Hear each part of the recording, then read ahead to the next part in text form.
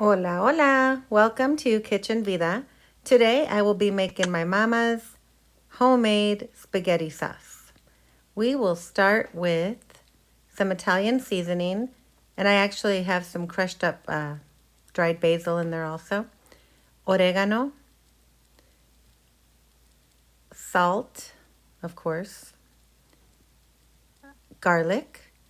I do not use garlic powder. As you know, I am a big fan of fresh garlic, thanks to my sissy and my mama. I used to use garlic powder, but there's no comparison. Tomato paste, about a quarter cup. Black pepper. And I'm actually forgetting sugar here. Later on in the video, I'll explain where I will use some sugar. I used a couple pounds of ground beef here. And as you can see, I put a few pieces of onion and green pepper in here for flavor. If it were all for me, I'd be cutting them in small pieces, but the family doesn't like that, so I leave it big so I can just take it out a little later if I want to. As you can see, this is very lean meat. It's not really letting out too much yet. I think it's probably 90. I'll make a little area to throw all this garlic in. Yummy, yummy. Smells delish. Add the rest of your dry seasonings. Except the sugar. We will not add the sugar until a little later on, and that's only if we need it. I put a little extra black pepper. I love black pepper. Okay, so then we're going to go ahead and add in our tomato paste. I'm using about a quarter cup here. You can give or take a little. And we'll just kind of mix that into the meat.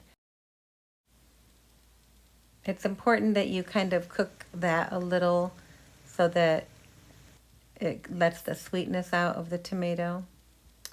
I'm using a half a cup of the starchy water from the boiling spaghetti because at this time you should be boiling your spaghetti. We all know that the starchy water from pasta makes our sauces a little more consistent, a little more thick and tasty.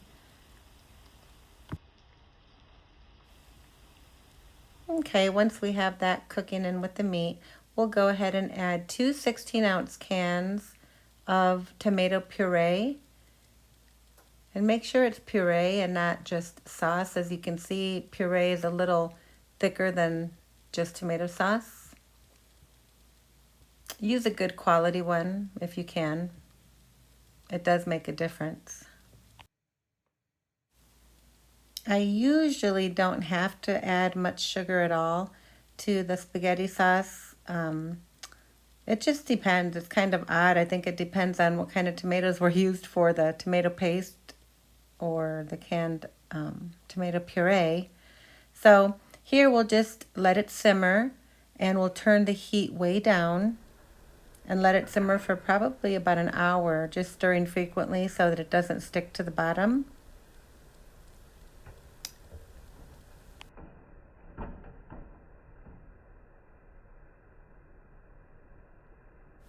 So I have a couple tips coming up. While you're boiling your spaghetti, I think I may have shown it in another video of mine. I have a trick that works every time. You got to try it. See how I have a wooden spoon laid across my pan? No matter what you're boiling, potatoes, spaghetti, it will not spill over if you have a wooden anything laying across the top of it. So try it. Also, here's another one. I always have leftover tomato paste and sometimes put it in the fridge. And guess what? I end up throwing it away because it's sitting in the can. So I don't do that anymore. Now I put it in a little baggie just like this and go ahead and put it in the freezer.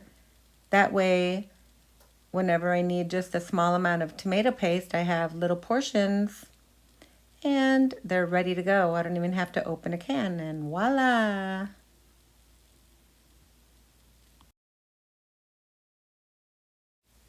So after about an hour of slow cooking and stirring, this is ready. Just look at that. Delicious. It smells divine. Here you can go ahead and take out the big pieces of green pepper and onion if you don't want to leave them in there. You can add mushrooms here if you'd like, zucchini. Lots of possibilities here. On a side note, I tasted it and decided it was a little acidic because of the tomato.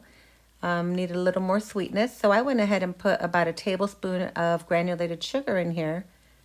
Stirred it, made sure it got all mixed up good, and let it simmer another couple minutes. And that did the trick. Absolutely delicious. This is ready to go. Let's serve. Here's a big plate of spaghetti. And we're going to go ahead and top it off with a few scoops of this yummy spaghetti sauce. You can even add sausage. My sister makes a great rigatoni bake, and she uses sausage, ground pork sausage in it. It's really good. Hopefully soon her and I can do a video together and she can make it for you and share her yummy recipe. So let's add some Parmesan to this and some crushed red pepper flakes. Can never have enough of that. Yummy. And let's try this. It looks delish, I must say. I, for one, always have to have a little side kick. There it is. A serrano pepper. Sounds crazy, but oh my gosh, if you've never tried it, you should. I 100% got that idea from my dad. Pa always likes to have his chile with his spaghetti. Well, I hope you enjoyed this recipe and I hope you make it. It's easy, delicious, versatile. It's the same one that I use when I make lasagna. So make it and send me a pic. Let me know what you think. Oh, here's another tip before I go. You know how you're alone and you're trying to get leftovers or something into a Ziploc bag and it's just a big old mess? Get your Ziploc bag, get your blender out, put the bag in the blender, fill up the bag. You can use both hands here if you want to. And guess what? You don't need help.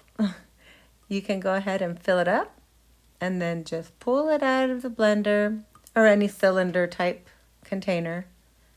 And what I do is I freeze what's left. That way, in a pinch, I have dinner. Well, God bless you all. Thank you for watching my video and don't forget to please subscribe. Provecho!